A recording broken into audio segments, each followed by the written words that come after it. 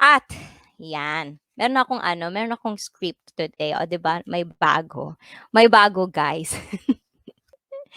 'Di ba? Ikaw patawa ka talaga, Nick. Huwag kang ganyan. Seryoso ako ngayon, Nick.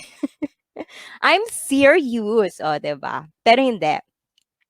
I wanna share about this, about me. 'Di ba? Minsan lang ako mag-share. Pagbigyan niyo ako, guys. Huwag kayong ganyan. Full pack ba yung face ko? So, ayan. Serious tayo. Ako unang tumatawa eh.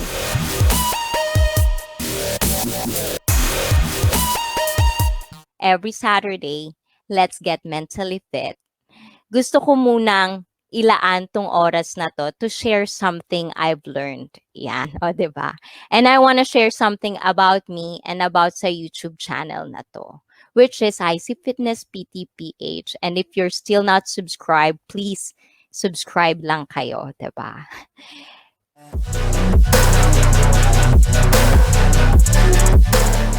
So, etong YouTube channel na to, this has been 5 years in the making.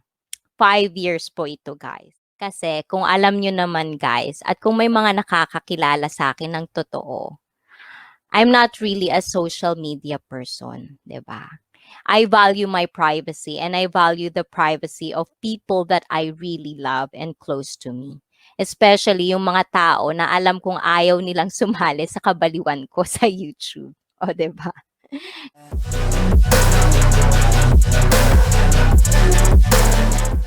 Being a personal trainer, or let's say certified personal trainer, inumpisahan kong create itong channel na to kasi meron akong adhikain para sa sarili ko. May advocacy ako na bilang personal trainer, gusto kong i-share yung skills ko not just for my Japanese people being half. Gusto ko rin syempre makatulong at makapagbalik sa community, which is the other side of me, which is you guys, yung fellow Filipinos ko from the Philippines and all over the world. So, dyan po nagumpisa at kung papaano nabuo ang ICEE Fitness PT. But at the same time, dahil sa ilang taon na rin ako nagiging personal trainer, I've met a lot of people. At sa pagkakaroon ko ng kliyente, most of the time, sometimes, mas marami pa kaming pinagsamahan about sa mga life experiences nila. Yung mga perspective na magkakaiba kami, pero at the same time, pag pinag-uusapan namin, minsan feeling ko mas natutulungan ko sila, hindi lang on the physical side of things, but pati na rin yung mental state nila sa buhay nila. Nagiging friend nila ako, nagiging consultant, diba?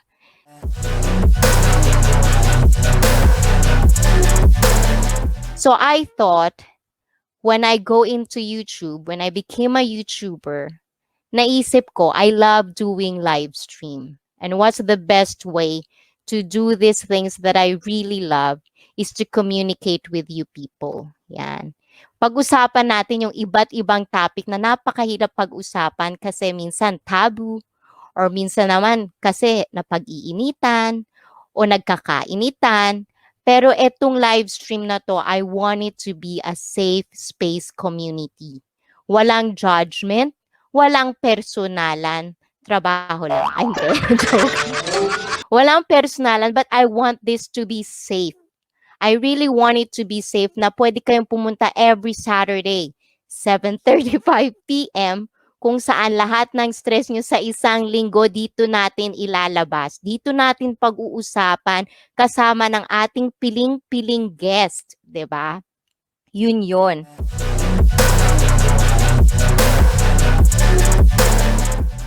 And of course, 'di ba? Ang dami kong script. Talagang may script ako today para hindi ko makalimutan, 'di ba?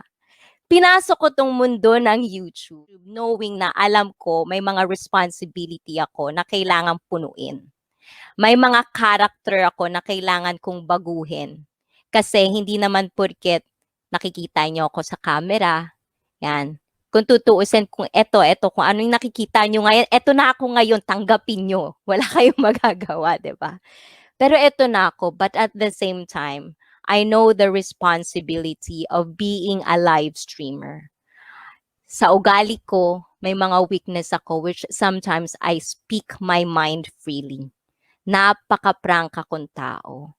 Wala akong kabulshitan sa katawan. And sometimes I know hindi po pwede kong sabihin yung mga gusto at nasa utak ko. And I couldn't do that in camera or all of you because I have to be sensitive of other people's feelings.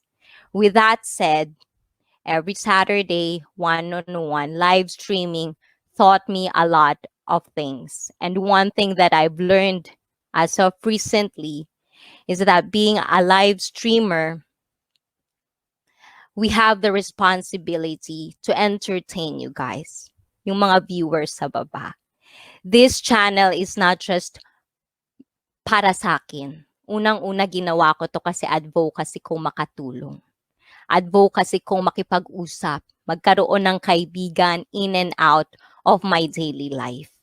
'Di ba? As much as I can, gusto kong maka-inspire, 'di ba, ng ibang tao na hindi porket may problema kayo katapusan na ng mundo, or yung mga mental side natin na iba't iba ang experiences ng tao at iba't iba ang mga perspektibo natin, but we can have a communication and we can have a safe space community. At ito yun, guys.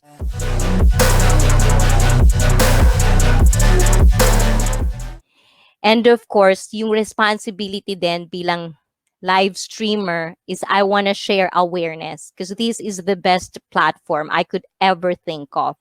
Napakaganda ng YouTube in one way that I can raise awareness. I can share which now I'm sharing. I'm vulnerable right now. Diba? Tumatawa lang ako, guys. But so far, I can tell you guys, in 4 or 5 months I've been on YouTube, at first, naging adhikain ko lang itong YouTube channel ko because I love what I do. I like to extend my skills to other people na hindi ko makikita kasi nasa Japan ako. But at the same time, as time progressed, it became a responsibility because I have you guys na nanonood sa akin. I have to take care of you guys, your feelings, yung mga dapat na kahit naglolokohan tayo dito, nagbibiruan tayo, I have to be very, very self-aware. That's why this channel has been 5 years in the making because I have to fulfill or I have to be or I have to develop my self-awareness to entertain you in the best possible way I can and to share the awareness that I want to share with you guys. O diba, pag kinakabahan ako, nag-English ako, guys. Pagpasensyahan nyo na. Kumuha na kayo tissue dyan. Bala kayo dyan. Translate nyo na lang yan. Ayan. Sige, Tagalog na tayo. But, so far, I just wanted to tell, ayan naman, English na naman tayo. Gusto ko lang sabihin, bilang isang maliit na YouTuber, maliit, small YouTuber, diba? Lahat tayo nag-uumpisa sa maliit. Hindi ako nagdi-discriminate. I try not to. And I don't meant harm kahit kanino, 'di ba? Hindi nga ako kaya nakatago ang aking subscribers kasi ayoko ng tao na tumitingin sa subscribers kesa dun sa content na ibinibigay natin. Lahat tayo nagtatrabaho sa channel natin. And even if alam ko may iba't iba tayong quality of editing or things na ginagawa sa YouTube channel natin, we take pride of what we do. And I can tell you, I am serious about my channel. Mahal ko yung channel ko, guys. Kaya sana sa mga susunod at yung makakapanood dito na mag-iisip, mag-YouTube, magrespetuhan po tayo ng channel natin. Yun lamang po. At yun, 'di ba?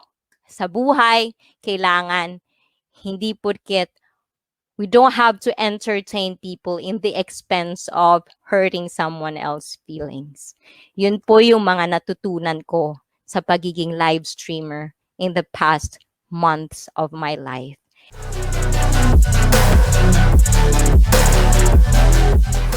And yun po, ayan, nailabas na. Ayan, alam nyo na kung ano ang kung saan nanggaling ang aking channel, ang aking adhikain. At yon, mahal ko kayong lahat. Kaya nga 'di ba sa channel na ito kayo ang bida, guys. Ayan. Sana naiintindihan niyo. Dual use yung tissue, nakakaiyak yung nakaka-nosebleed. Sorry naman, Ivy. 'Pag kinakabahan ako, hindi ako makapag-Tagalog. So, yun. Kasi mas maganda, parang mas kaya kong i-filter yung bunganga kapag may English, di ba? I've seen a lot of people who don't know what work is. I've seen a lot of people who don't know what thirst is. I've had a taste of evil and tried to cure the sickness, but I just keep my head down and focus on the facts. I'm setting down gravel while you just follow the path. I'll lead them into battle.